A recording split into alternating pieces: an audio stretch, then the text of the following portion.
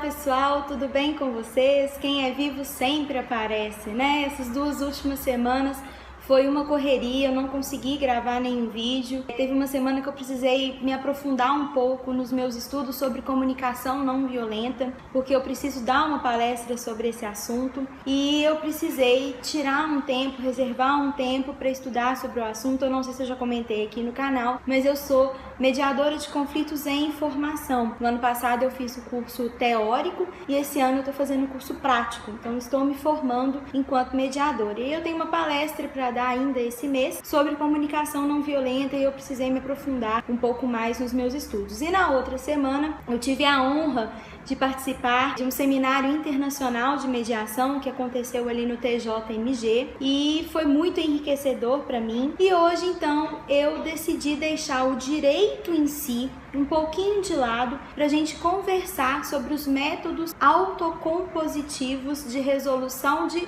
controvérsias ou de conflitos, métodos autocompositivos de resolução de controvérsias, que são o contrário do método tradicional heterocompositivo que a gente conhece, que todo mundo conhece, que é aquele que o juiz resolve. Então as partes procuram o advogado ajuiza uma ação, esse processo vai correr, vai levar um bom tempo, né, como na maioria dos casos, e aí o juiz vai dar uma sentença decidindo a vida daquelas pessoas. Só que hoje, pessoal, nós temos 110 milhões de processos. E aí, por óbvio, né, que o Poder Judiciário não dá conta da quantidade de demandas. E aí, como todo mundo já conhece, né, e já ouviu falar, nós temos a conciliação.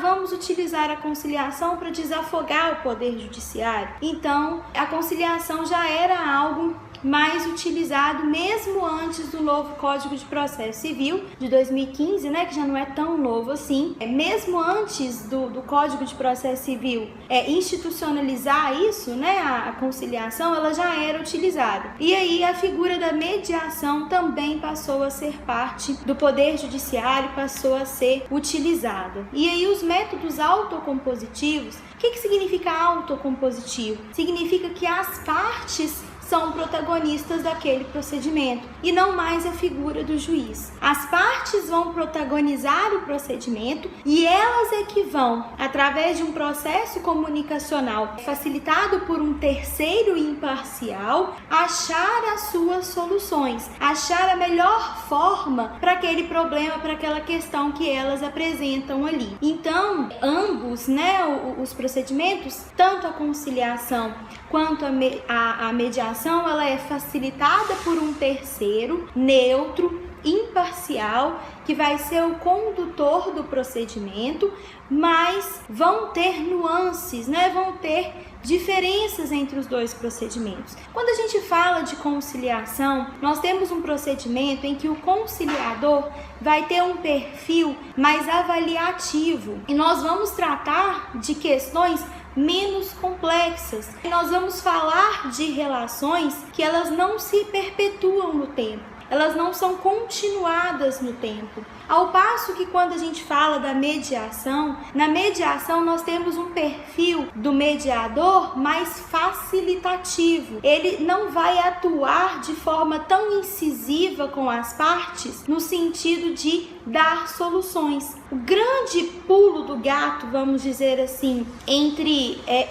a mediação e a conciliação é entender que na conciliação o conciliador ele pode dar sugestões, ele pode dar soluções para as partes, ao passo que na mediação isso não pode acontecer. Então o mediador ele vai ter um perfil mais facilitativo, justamente porque ele está ali única e exclusivamente para facilitar o processo comunicacional entre as partes. Então ele não vai dar sugestões, ele não vai dar soluções para os problemas das partes, ele não vai interferir de forma a dar sugestões, no sentido de dar a solução pronta para as partes, mas ele vai funcionar como um facilitador do processo comunicacional para que através de um diálogo, as partes consigam achar a melhor solução para aquela questão que foi apresentada ali. E aí na mediação nós vamos trabalhar com questões mais complexas e com questões que envolvem as partes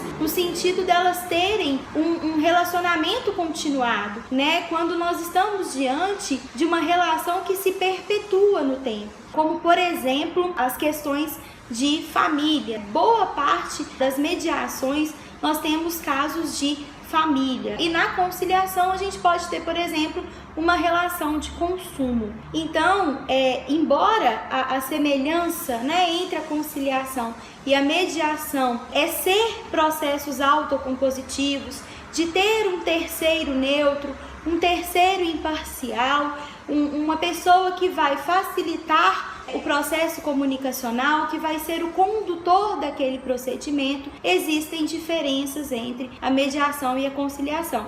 E muitas vezes as pessoas confundem, acham que são a mesma coisa. Mas hoje eu vou ficando por aqui, agradeço a atenção de vocês. Se você gostou do vídeo, se inscreva no canal, curta, compartilha para que o canal cresça, mais pessoas possam participar. Muito obrigada e até o próximo vídeo.